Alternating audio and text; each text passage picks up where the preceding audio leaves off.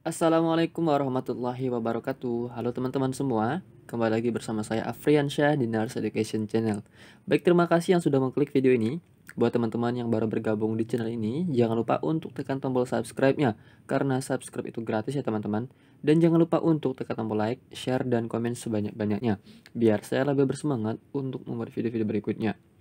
Oke teman-teman, hari ini seperti biasa, kita akan latihan soal lagi untuk persiapan SKB Perawat CPNS tahun 2021.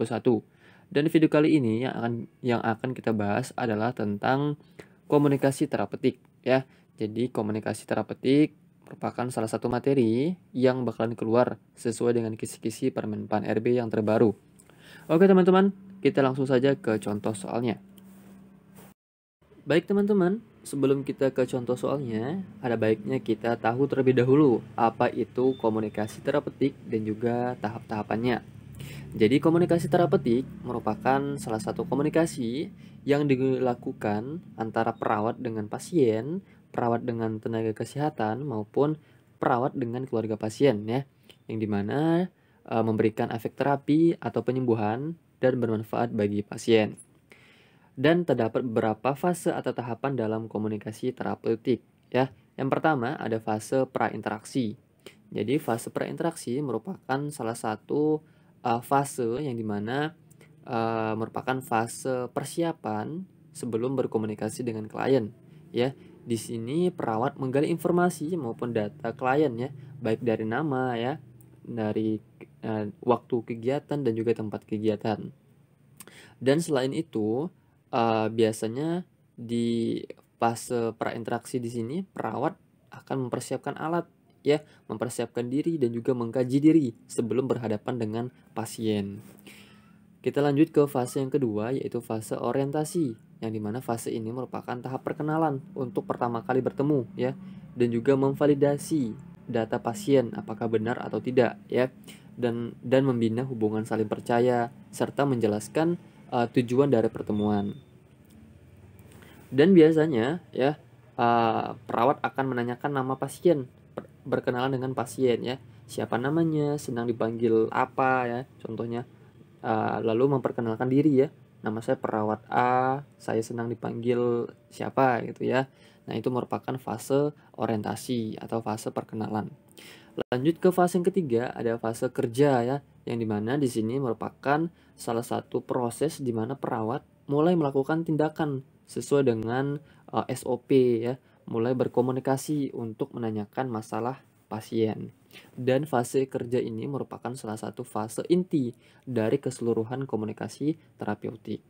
Dan yang keempat atau yang terakhir ada fase terminasi ya, yang dimana perawat akan menilai sejauh mana pencapaian yang telah dilakukan terhadap pasien, serta perawat akan melakukan proses evaluasi ketika berinteraksi ya, melakukan evaluasi baik subjektif maupun objektif, serta uh, menyepa, um, uh, menyepakati rencana tindak lanjut ya, serta perawat akan menilai kriteria tertentu yang dilakukan pada tindakan yang akan diberikan kepada pasien selanjutnya.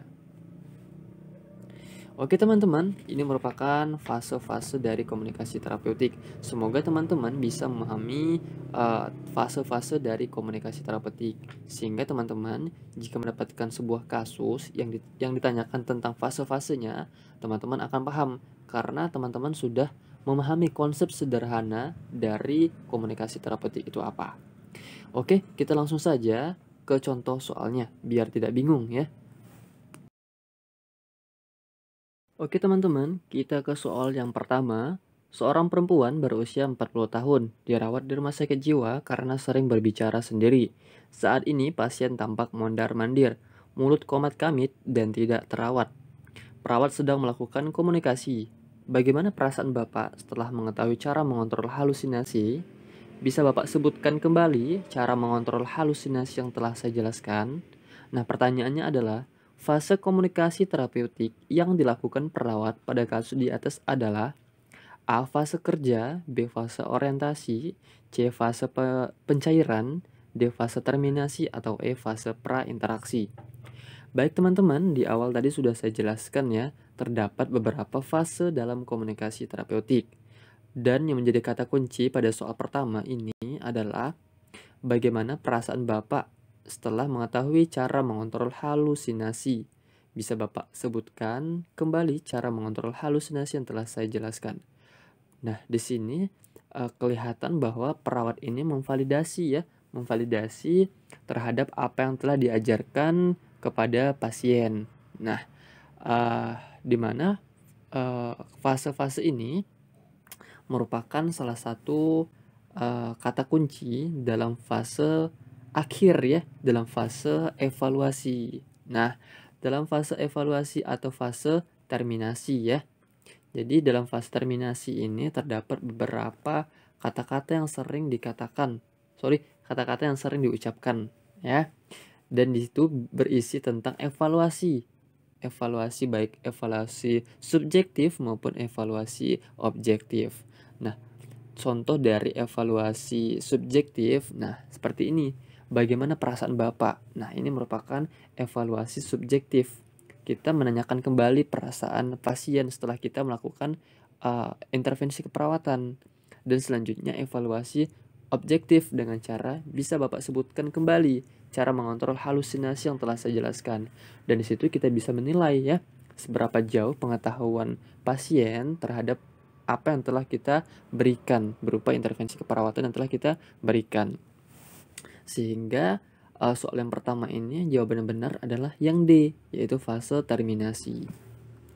Ya, ingat ya teman-teman, jadi fase terminasi ini berupa tahapan evaluasi, mengevaluasi ya. Oke, kita lanjut ke soal berikutnya. Baik teman-teman, kita ke soal nomor 2. Seorang laki-laki 35 tahun sedang dirawat di bangsal suatu rumah sakit. Perawat akan melakukan pemeriksaan tekanan darah. Saat sudah selesai, perawat mengatakan, "Pak, nanti siang saya akan kembali mengecek tekanan darah Bapak ya. Apakah Bapak berkenan?" Nah, pertanyaannya adalah, bagian fase tahap kerja yang mana yang sedang dilakukan perawat pada pasien tersebut? A. Kontrak kerja, B. Evaluasi, C. Prainteraksi, determinasi, atau E. Salam terapeutik. Oke teman-teman, di awal tadi sudah saya jelaskan ya, terdapat beberapa fase-fase dalam komunikasi terapeutik ya. Dan yang menjadi kata kunci pada soal nomor 2 ini adalah perawat akan datang kembali ya. Perawat akan datang kembali untuk mengecek tekanan darah pasien. Dan fase ini artinya perawat melakukan perjanjian kerja ya, melakukan perjanjian kerja kembali. Dan itu berarti perawat melakukan kontrak kerja ya, melakukan kontrak kerja kepada pasien. Sehingga jawabannya tepat untuk soal nomor 2 adalah yang A, yaitu fase kontrak ya. Dan kita bahas ya untuk option B, yaitu fase evaluasi. Nah, seperti kita jelaskan di awal tadi bahwa evaluasi ini adalah proses untuk memvalidasi apakah intervensi perawatan yang telah kita berikan ini ada efek atau tidak kepada pasien ya, yaitu dengan cara menanyakan kembali setelah apa yang kita jelaskan dan meminta pasien untuk menjelaskan kembali apa yang telah kita berikan. Sehingga option evaluasi ini tidak bisa kita jawab ya. Fase prainteraksi. Nah, ini juga merupakan salah satu fase komunikasi terapeutik yang awal ya, sebelum kita berkomunikasi dengan pasien. Fase terminasi. Nah, fase terminasi merupakan fase akhir ya. Fase akhir yang berisi evaluasi dan juga kontrak kerja selanjutnya ya. Salam terapeutik. Nah, salam terapeutik ini merupakan fase orientasi ya, yaitu sebelum kita memvalidasi pasien, kita mengucapkan selamat pagi, selamat sore, selamat malam, atau apa kabarnya. Nah, itu merupakan salam terapeutik ya. Jadi bisa dibedakan ya teman-teman, salam terapeutik dan juga komunikasi terapeutik. Dan beberapa fase-fase dalam komunikasi terapeutik harap teman-teman pahami ya konsep dasar dari fase-fase komunikasi terapeutik. Sehingga jika teman-teman mendapatkan soal-soal yang bisa diputarbalikkan atau dibolak-balikkan ya, teman-teman paham gitu, sehingga tidak bisa goyah ragu untuk menjawabnya karena sudah paham konsep dasarnya. Oke teman-teman, semoga penjelasan saya bisa dipahami ya. Sekarang kita lanjut ke soal nomor 3. Oke teman-teman, sebelum kita lanjut ke soal berikutnya, sedikit ada informasi buat teman-teman semua. Nah, buat teman-teman yang bingung atau yang sedang mencari-cari tempat platform belajar yang online, nah ini aku kenalin, ada platform belajar SKB ya, yaitu Sobat CPNS. Nah, di Sobat CPNS ini adalah tempat belajar online untuk persiapan SKB, baik tenaga perawat maupun SKB kebidanan. Nah, harganya berapa Kak? Nah, harganya cuma 75.000 ya teman-teman. Nah, di situ teman-teman bisa mendapatkan 3 paket tryout SKB perawat yang masing-masing tryoutnya itu terdiri dari 100 soal. Nah, cara daftarnya gimana Kak? Cara daftarnya gampang banget teman-teman. Teman-teman cukup mengklik website yang ada di kolom deskripsi video ini. Nah, nanti teman-teman akan diarahkan ke websitenya dan teman-teman disuruh untuk mengisi data nama, ya, email, nomor WhatsApp, dan juga kode referral dari Sobat CPNS yaitu Nurse Edu. Ya. Nah, keuntungannya apa nih teman-teman bergabung dari Sobat CPNS? Yang pertama, teman-teman bisa mendapatkan akses paket SKB selama 1 tahun. Yang kedua, teman-teman mendapatkan 3 paket tryout SKB. Yang ketiga, ada tryout ya, yang bisa diulang-ulang untuk latihan sehingga teman-teman bisa menguasai materi dari tryout itu.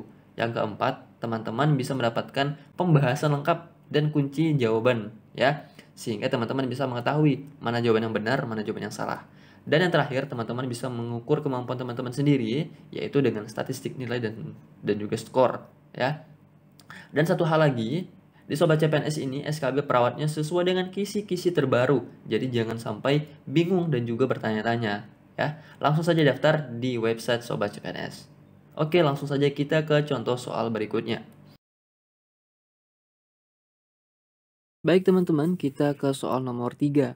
Seorang lansia perempuan usia 65 tahun mengeluh badannya nyeri semua, terutama kalau beraktivitas. Nyeri terasa terutama kalau ia berjalan. Seluruh tulangnya terasa sangat nyeri. Nyeri akan berkurang kalau ia istirahat di tempat tidur. Ia bertanya apa yang menyebabkan ia nyeri seperti ini. Apakah informasi yang tepat yang perawat sampaikan kepada pasien tersebut? A. Ibu perlu diperiksa darahnya di laboratorium. B. Sebaiknya ibu periksa kepadatan tulang dulu ya bu. C. Oh, itu nggak apa-apa bu, kalau lansia biasa seperti itu. D. Ibu tidak boleh biasa tidur larut malam. E. Nyeri pada tulang bisa juga karena ibu kurang gerak.